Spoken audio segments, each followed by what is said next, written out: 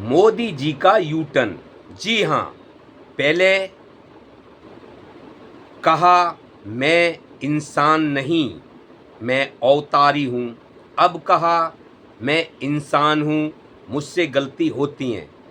तो दोस्तों, मैं प्रेम सिंह, मेरे चैनल पे आप सभी का स्वागत है।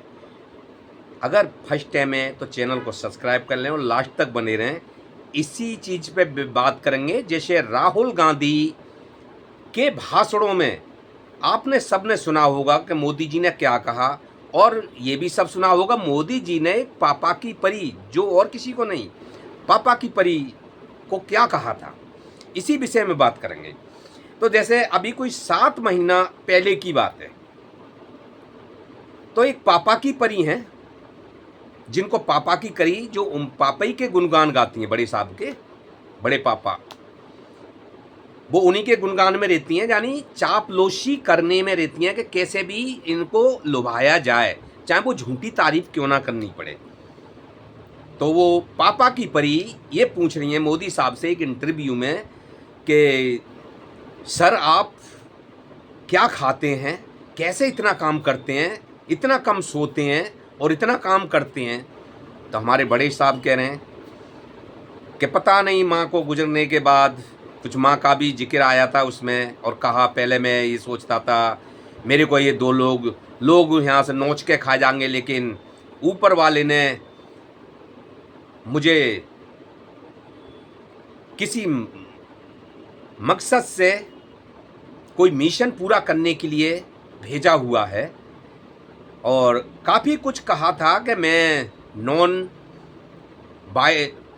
बायोलॉजिकल नहीं हूँ, मैं साधारण इंसान नहीं हूँ।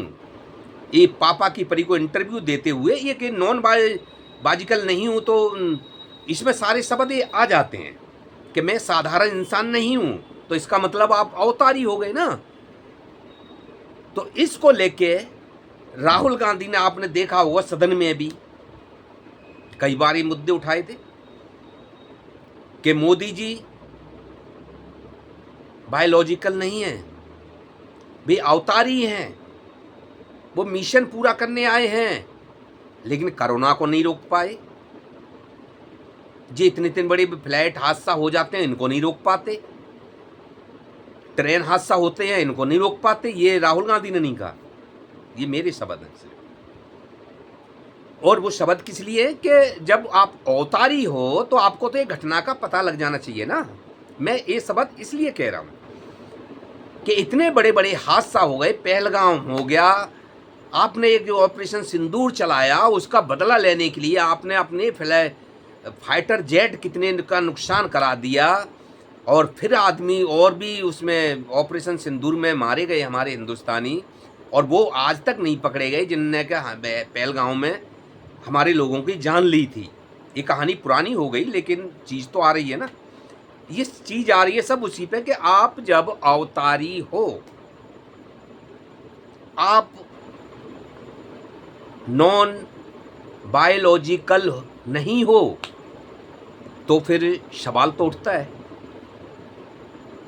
प्लेन क्रैश हो रहे हैं, हादसा हो रहे हैं बड़े बड़े, चलो छोटी मोटी पे आप ध्यान मत दीजिए, बड़े बड़े की बात कर रहा हूँ। तो कैसे अवतारी हैं आप प्रभु जी? लेकिन 2024 में बड़े साहब हमारे जो पूरी बहुमत से नीचे आ गए, 240 पे रुक गए, और बैसाखी लेनी पड़ी जब उन्होंने वो पीएम की कुर्सी तक पहुंचे। तो दोस्तों, अब सवाल ये उठ रहा है कि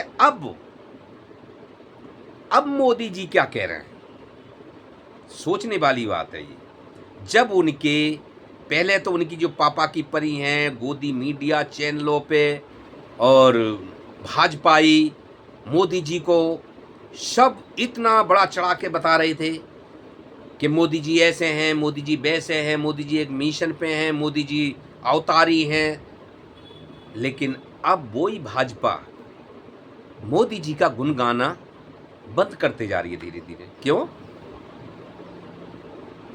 तो अब मोदी जी ने भी शायद उनको एहसास हुआ कि यार लोग सवाल उठाएंगे कि जब मैं बायोलॉजिकल नहीं हूं तो मुझ पे सवाल तो उठाएंगे कि प्लेन हादसा हो गया, ट्रेन हादसा हो गया, तो मोदी जी को पता ही नहीं लगा। तो इसलिए क्या मोदी जी ने अब जो बोला है, अब ये बोला है कि मैं भी एक साधारण इंसान हूं, मुझसे भी गलतियां होती हैं, मैं भी इंसान हूं, मुझसे भी गलतियां होती हैं। तो दोस्तों, मोदी जी ने अब यू टर्न क्यों ले लिया? क्या अपने अब समय रिटायरी का भी आ रहा है उनका, या फिर थोड़ी छवि भी डाउन होते जा रही है? और जो मोदी जी ने अपने 10-12 साल की राजनीति में जो करा, उससे जनता बिल्कुल नाखुश है, बिल्कुल नाखुश है।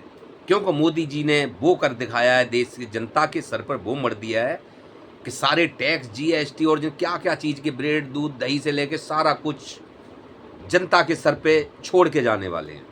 अब आगे की सरकार कौन प्रधानमंत्री बनेगा, वो हटाएगा या इनको ऐसे ही चलने देगा? तो मोदी जी ने तो ये लाद दिया ना जनता के ऊपर, ये लगा दिया। अब दूसरा प्रधानमंत्री बना, वो हटाए ना हटाए उसकी मर्जी है, क्योंकि ये पहले से लागू कर दिए रोजगार। लेकिन हाँ, मोदी जी ने एक काम तो अच्छा करा है कि अपने मित्रों को खुलकर साथ दिया है। जैसे कि राहुल गांधी हर बार सवाल उठाते रहे इस चीज़ का, खुल के साथ दिया है। उनके कर्जे माफ़ करे हैं, ब्याज माफ़ करे हैं, लोन भी माफ़ करे हैं। लेकिन गरीब आदमी बेरोजगारी में और महंगाई से जूझने के लिए उसके अंदर ढकेल दिया कि तू इससे आगे नहीं उभरेगा। तो दोस्तों नमस्कार, आज के लिए इतना ही है।